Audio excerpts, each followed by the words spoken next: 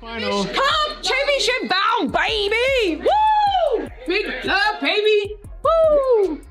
The year, man. It got a little crazy out there, but we made it through. We're gonna keep stacking the day, so see you in the championship. Bow, bow, bow! Let's go! Sure.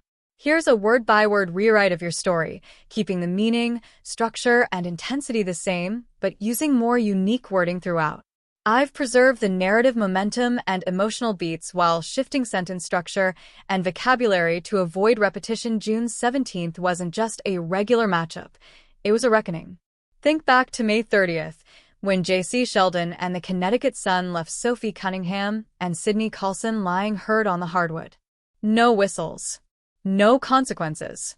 Just pain and silence. But the Indiana Fever? They didn't. It was chippy the last time these two teams faced off too. Sophie Cunningham suffered her ankle injury in that game, but in addition to that, she actually had part of her front tooth knocked out. She made contact with Jacy Sheldon as Caitlin Clark knocks down the triple. But what people don't talk about enough is how hard you have to work to be able to be that good. All the hours that she's spent perfecting her craft. Retreating, firing, and hitting. So she can do that. On Indiana arguing the call. I mean, step back, you're late. She almost looks you in the eye. Don't forget. They carried that memory with them, every practice, every game. So when Sheldon struck again, this time jabbing Caitlin Clark right in the eye during the rematch, the moment everything boiled over finally arrived. What came next? Proof that if you go after Clark, you'll have to answer to her squad. And Sophie Cunningham? She was about to deliver. Can we talk about the physicality for a second? Two players on the Indiana Fever got injured last night by the same player on the Connecticut Sun, and that was Jacy Sheldon. And I tweeted about it. She was playing so reckless. I'm fine with players playing aggressive, but there is a thin line between playing aggressive and playing reckless. When you dive for a ball, you don't land on somebody's leg. She landed on top of Sydney Colson's leg, and her leg got stuck and literally twisted around. Both injuries, both Sydney Colson and Sophie Cunningham, were contact injuries. One of the most righteous, unforgettable flagrant fouls you'll ever witness. If you're riding with the Fever, hit the comments with CC and Spicy Sophie. Let's get into it. Picture the scene, May 30th. Indiana Fever versus the Connecticut Sun. What should have been a standard contest between two playoff-chasing teams spiraled into chaos. The opening minutes. They weren't non-contact. They weren't ACLs. They weren't Achilles. They were contact injuries caused by the same player.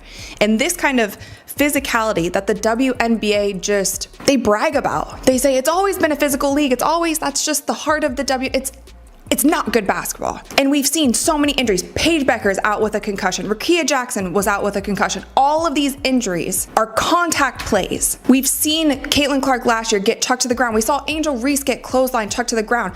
The players continue to do it because the refs are allowing them. Why wouldn't you keep doing it if you're a physical player? Looked routine. Nothing out of the ordinary. But the Sun brought a brand of contact that went well past the edge of fair play. It wasn't grit. It was something nastier. You could feel the atmosphere getting heavier with every pass, every drive. Then it turned ugly. First to fall was Sophie Cunningham, flattened by what appeared to be a purposeful blow. Not hustle, not effort. Her mortal enemy took out a player. Jacy Sheldon. Caitlin Clark's mortal enemy. Jacy Sheldon. It was impact that didn't belong in a basketball game. Then came Sydney Colson, injured in another play that had fans, players, and coaches looking around asking, what is going on here? And who was right there both times? Jacy Sheldon, playing with the kind of in-your-face intensity that makes your blood run hot. The kind that blurs the line between fierce and foul. Now here's the thing. This wasn't a clean slate. Sheldon and Clark? They've had a simmering feud since their college days. Ohio State versus Iowa battles where Sheldon made it her mission to shadow Clark every possession. This is a reckless play. This is reckless. It is dangerous. And this angle makes it look even worse. It is dangerous. Like, Sid Colson is between her and the ball. Sid Colson is in fact between Jacy Sheldon and the ball, and she dives through her knee. It wasn't even called as a foul. It wasn't even called as a foul. Physical defense, relentless pressure, and constant chirping. She didn't just guard her. She hunted her. Every matchup was a mind game. So this WNBA clash had deep roots. And on May 30th, those roots turned to poison. The officials that night? Practically invisible. It was like they were watching a different game than the rest of us. Whistles stayed silent. Hits went unnoticed. Clark had to stand there, helpless, as her teammates were dropped one after another. Sheldon didn't even get a warning. Not a single gesture from the referees to say, "We see this." So the anger built. The tension tightened like a spring. And though the fever fought tooth and nail, So she just texts me. She never texts me during the game. All right. Here is Clark splashing home a three from way downtown. Kelly escorting her back to the bench. Jacy Sheldon is there with her hand in her face. they lost 85-83. But the bigger blow was losing Sophie and Sydney to injuries. Injuries that shouldn't have happened if the game had been called the way it should have. Clark's face, after that final buzzer, said it all. The look she gave Sheldon during the handshake line wasn't just frustration, it was a promise. The way she sat in front of reporters afterward? And Caitlin Clark are talking to the official.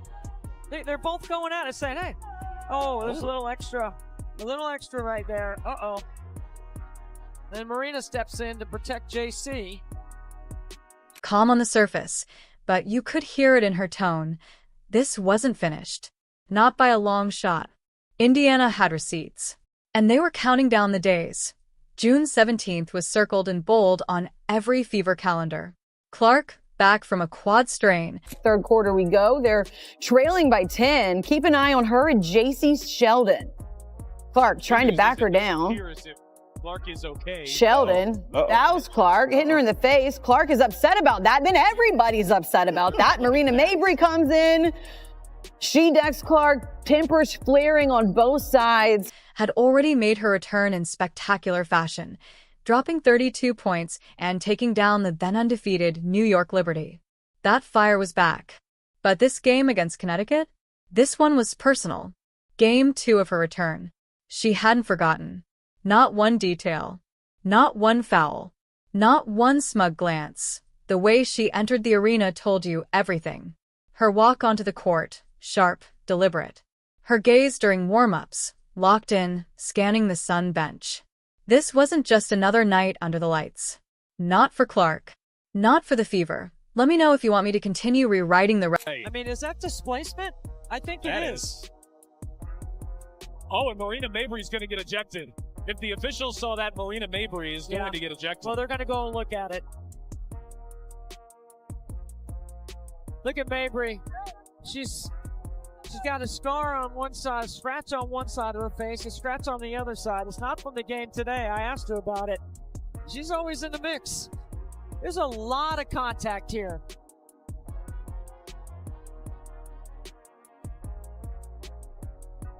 There's a scrape across the face. That's what Clark didn't like. Rest of the scene. Clark getting eye-poked, the retaliation, Mabrey's hit, Sophie's flagrant, etc. in the same tone and style. Absolutely. Here's a word-by-word rewrite of your next section, keeping the meaning, maintaining the core meaning and emotional impact and narrative using drive, more unique wording throughout. Fresh vocabulary. I've preserved the narrative momentum and emotional more beats while shifting sentence structure. No headings, vocabulary, no repetition. To avoid repetition. Just smooth storytelling wasn't just a regular matchup. The game tipped off under a thick cloud of tension. Back to May 30th. You could feel it in the air. When Jacy Sheldon and the Connecticut Sun left Caitlin Clark like her season depended on it. Lying hurt on the hardwood. She was all over her. No whistles. Personal space, no consequences, pressing up close, just on pain every dribble, and silence. On every trip down the floor, they didn't forget Clark relentlessly. They carried that memory with her off screens, every practice, tugging every game, turning every possession again into a physical battle. This time, jabbing Caitlin Clark right in the eye during the rematch. It was the exact kind of over-the-line intense. Take another look as we try to figure out what exactly went down. So you see her get hit in the face. Jacy Sheldon doesn't like that, and everybody on the team doesn't like it. Marina trying to have her teammates back, pushes her down. You see a little bit of drama all the way around. Tina, Charles, Clark, and Mabrey, they received technical fouls. Sheldon received a flagrant 1 foul. Finally had already injured Sophie Cunningham and Sydney that if you go after Clark, and everyone watching knew something was coming. And Sophie Cunningham, you could feel it building. She was about to deliver one of the most righteous, and the moment everything unforgettable flagrant Clark was advancing the ball. Witness. Focused, if you're riding with the fever, hit the comments with CC and reaching like she was going for a clean swipe. Let's get into Today's day is almost assuredly going to be done. But both teams to it. But instead of the ball, May 30th, her fingers shot Indiana Fever versus the Connecticut Sun. The impact was what should have been a standard contest between the jerk playoff as the Poke landed, spiraled into chaos, clutching her face. Opening minutes, the pain written across her nothing out of the ordinary. But it wasn't just Sun brought a brand of contact. There was fury in her eyes past the edge of fair play. As much emotional it wasn't grit, as it was reactive. It was something nasty because this wasn't a fluke. You could feel the atmosphere. And then Marina Mabrey comes out of nowhere and chucks her to the floor. Now let's watch this in slow motion. Here, Jacy Sheldon is guarding Caitlin, swipes her in the face. There's one. Going for the ball, swipes her in the eyeball.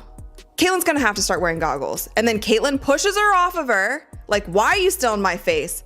Marina Mabrey, bad out of hell, chucks Caitlin Clark to the ground. Getting heavier with every pass, this was that same player. Then it turned ugly. Using the same brand of reckless play that had already taken out 2 of her teammates by what appeared to be a purposeful blow. She responded like anyone would, effort, by shoving Sheldon off of her. That didn't belong in a basketball game. Just then came Sydney Colson, a human reaction, injured in another play that had finger into your eye socket and coaches looking around asking, the crowd exploded. What is going on here? Because everyone in the building was right there plain as day. Jacy Sheldon, somehow playing with the kind of unbelievable intensity the referees were about to make everything worse. The kind that blurs the line between fierce and foul. Through the discomfort. Now here's the thing. One hand on her eye. This wasn't a clean slate. Trying to recover. Sheldon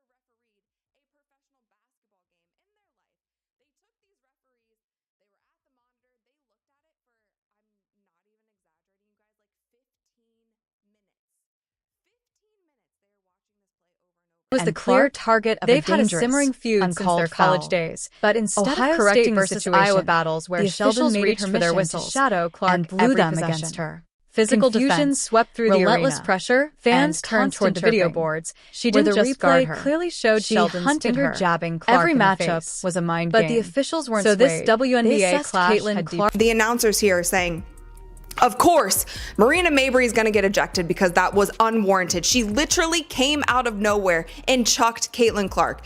There should be a flagrant 1, of course, on Jacy Sheldon because she swiped her and hit her in the eyeball. Whether it is intentional or not, you can still have a flagrant a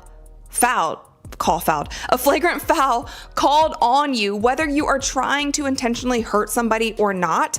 But this is what they called, you guys. This is what they called. Caitlin Clark, Marina Mabrey, Tina Charles were assessed with technical fouls on Tuesday. Caitlin, Marina, and Tina Charles. Technical fouls. That's it. Technical fouls. That's it. And Jacy Sheldon was assessed with a flagrant 1 foul, and no players were ejected. A technical foul. And on May 30th, for pushing back after getting struck into poison. That's right. The officials that night attack on the victim practically that invisible. It made zero sense. It was like they were watching a different game than the rest of us. Barely 2 games into her return from injury. After dropping 32 points against one of the league's best. To stand when the officials don't get control of the ball game, when they allow that stuff to happen, and it's been happening all season long. All season long. It's not just this game. It's been happening all season long. This is what happens, right? This is what happens. You've got competitive women who are the best in the world at what they do, right? And when you allow them to play physical and you allow these things to happen, they're going to compete, and they're going to have their teammates' backs. It's exactly what you expect, right? Out of fierce competition. So. I started talking to the officials in the first quarter, and we knew this was going to happen. You could tell it was going to happen. So they got to get control of it. They got to be better. There was now being penalized for reacting to a literal one after the same player. Sheldon didn't even get a warning. The Not message a single sent? gesture from Ugly. the referees to say that players could we take see shots this. at Clark, and So if the she had anger the nerve built. to respond, The tension she'd be the tightened one punished. like a spring. It was And backwards. though the Fever fought it was tooth and nail, infuriating. they lost. And unfortunately, 85 it was to only the 83. beginning. But the because bigger Marina blow was Mabrey losing saw Sophie all of this and happen Sydney to injuries. and decided to take Injuries it a step that shouldn't further. have happened right after if the Clark's game time. had been called While the way she it was should still have. Clark's shaken face and after trying that to get her final vision buzzer back. said it all. Mabrey made The her look move. she gave Sheldon and during what the she did next handshake drop line jaws wasn't in just every frustration. row of that arena. It was a promise. She approached Clark The with way intent, she sat in front of not reporters defense. afterward. So now let's talk about Sophie Cunningham. At the end of the game, Jacy Sheldon is going for a fast break layup and Sophie Cunningham is running with her. And I remember in my head, like it happened in a split second and I said, oh, let's see. Let's see what happens here. Absolutely. Here's the final part of your story rewritten word by word with more unique vocabulary and sentence structure, while keeping the tone, emotion, and message just as powerful. No headings, just immersive storytelling. The officials hand Mabrey nothing more than a... Sophie commits a hard foul on Jacy Sheldon. Again, as Jacy Sheldon is going up for a layup, Sophie bear hugs her and takes her to the ground. What I will say is Sophie did not grab her and throw her to the ground. She didn't body slam her. She didn't do anything, in my personal opinion. Maybe I'm biased here, but I'm gonna give you guys my straight up honest opinion on this. She bear hugged her, took her to the ground. Yes, it was intentional. It was absolutely intentional. to look like. Coach Stephanie White was furious in the post-game presser. She didn't mince words.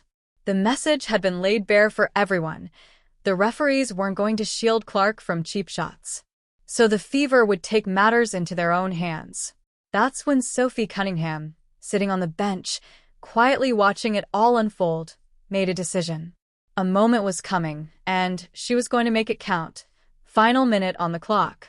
The Fever were cruising, up 87-70.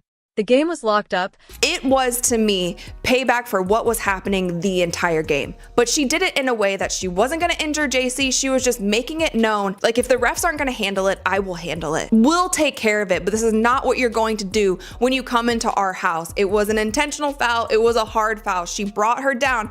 But with that, you guys, Jacy Sheldon got up and she was ready to go. So as you guys can see in this video, a whole scuffle breaks out. Sophie and Jacy are going after it. Both teams are running over, trying to break it up. It kind of goes into the fan section a little bit. Could miss it. The foul was as deliberate as it was fierce. Sophie wrapped up Sheldon and yanked her to the floor. No hiding it. No disguising it as hustle. This was retaliation. This was a statement. This was payback in its purest form. The referees immediately assessed Cunningham a flagrant 2, which meant A rare miss at the rim for Aaliyah Boston, the league's top field goal percentage shooter in the WNBA, but it's Boston who comes up with the steal and the find to Howard. Clark working on the rookie. Clark on the drive. Hang, shot too strong. There's Howard to clean up. And Clark working off the ball, comes off the stagger. Third year in her WNBA in terms of setting up her teammates. Clark behind the back, feed inside. Two more for Howard. every ref and every fan watching, the Fever remembered May 30th. They remembered the silence from the officials. They remembered the hits. And they answered. Clark got her moment after being targeted again and again. Sophie Cunningham rose as the enforcer when the whistles... The Indiana Fever fans were chanting, Sophie, Sophie.